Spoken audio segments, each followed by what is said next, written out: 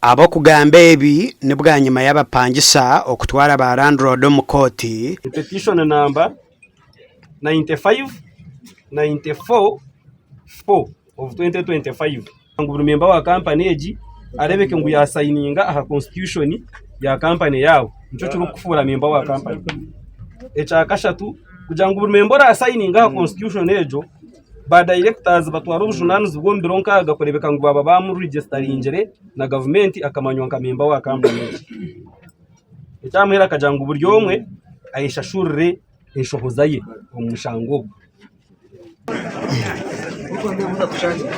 Embajo zombi abashobozi n'abakama b'amajo bashabwa kukwatanisa okumaraho butikirizana.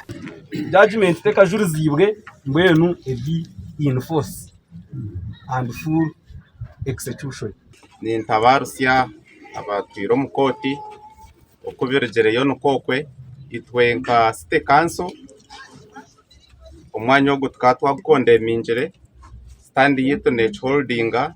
We are ready to support the development process. So kumra yetegure twafiringa ngo yodiyo tuzakwatagana nimwe tukore eche government erkwenda injora ne basome binji kunjire munashoma hari nibyo bagamba nkai uzo mwana wasagurkaho icyo bamwe tukumanya rujungu bamwe twakora ki bati indebe cyo ya decidingire ka URSB kandi mwamfuro winjire bagambere muhendera mukozire iki and site neza ku developinga ahari muki obutari so nani nshaba twena tukwatanese emtuma yona tujigite tureke ngo developinga ki akatari katwara ubwire bwinja kakatari akabe kacira revendijo kureka ngo abantu bakora ki baganye abakataraka abayi bakasigiremo na nabakargeremo nanimba shabe ikintu cyo mugende muyikirizane nene byarwo muncu ayo mushango abo kubitwe nka security for example judgment obi yabiro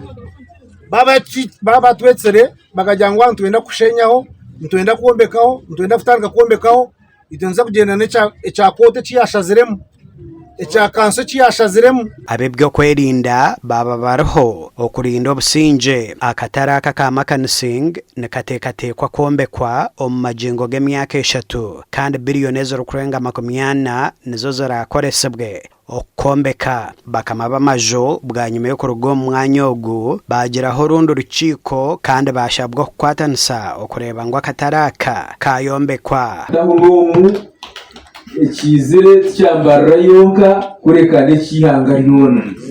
We must in our city and we must have trade order.